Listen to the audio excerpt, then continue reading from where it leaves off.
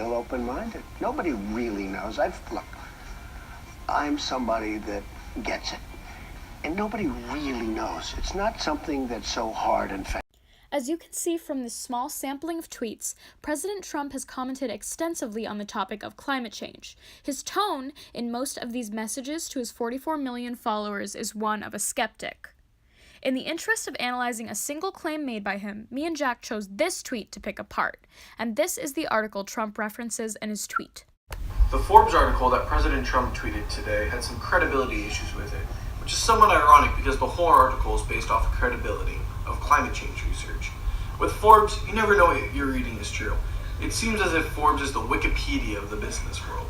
The article basically is stating that climate change was just brought to more recent attention for political reasons, and that these scientists don't have any credible data.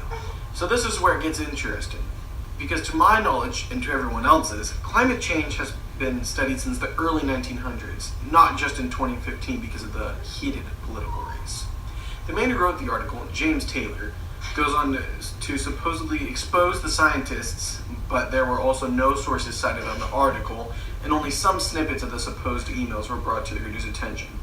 And I highly doubt Mr. Taylor has the time and energy to go through 5,000 of these emails, which makes me further believe if what was being said in the article was true or not.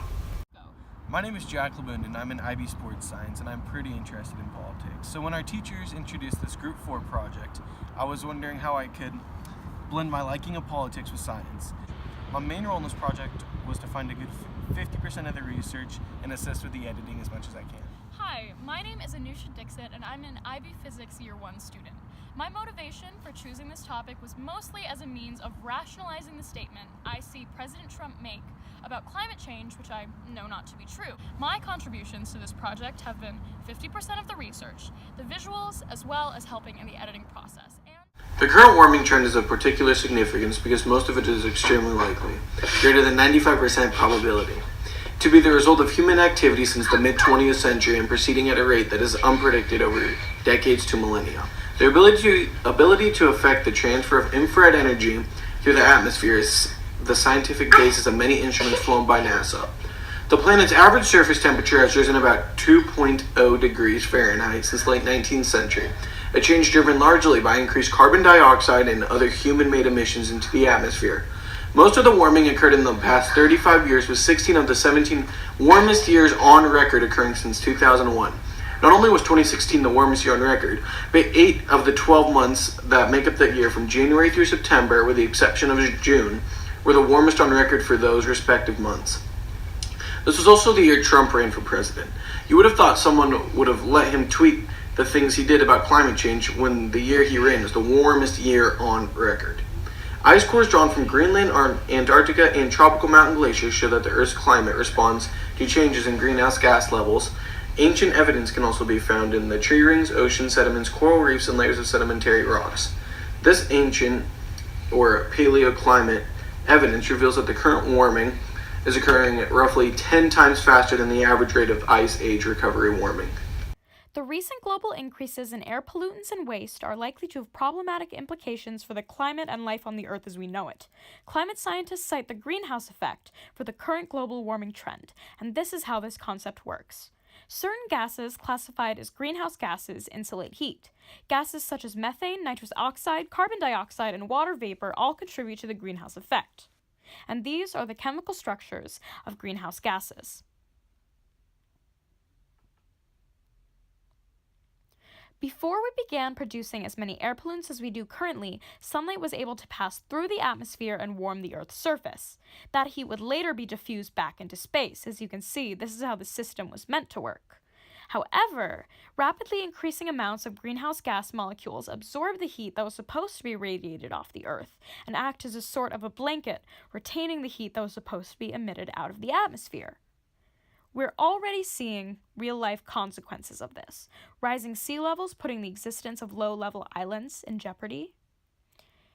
The increasing incidence of severe tropical storms. And increasing global temperatures leading to more heat-related deaths.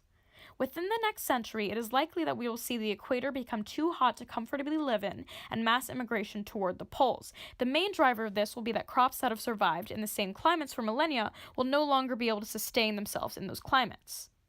To quote NASA research, most of the Earth warming trend is extremely likely, greater than 95% probability, to be the result of human activity. Alright, so as you can see, this was our final mind map for the project, and I'm just going to walk you through why we chose to include what we did. As you can see here, this is our Earth, but we're going to start over here with scientific progress and developing countries getting more developed. As developing countries get richer and they're able to purchase more goods and produce more waste and air pollution, with their increased economic spending power, that leads to economic expansion and ultimately more air pollution, which leads to the increase of production of greenhouse gases and ultimately the greenhouse effect. As you can see here, warmth from the sun, instead of escaping into space, is being trapped by Earth's atmosphere because of said greenhouse gases.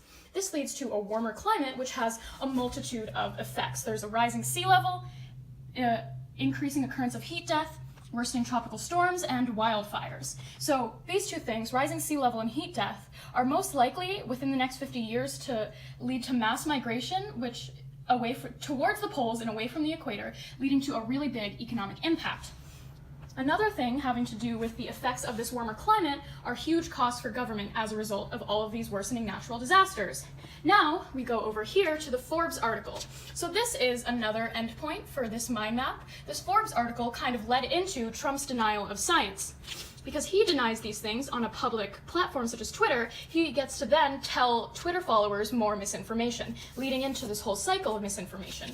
Because of his denial of science, this leads to all kinds of policy decisions which, in my opinion, mishandle our environmental problems, leading to further misinformation, and the cycle kind of repeats itself. One thing where these two connect is that scientists believe that there is a point of no return when it comes to climate change. Because climate change sort of compounds on itself, climate change and warmer temperatures lead to melting of glaciers. Melting of glaciers leads to the release of greenhouse gases that have been trapped there for thousands of years, leading to a warmer climate, and the cycle kind of self-replicates.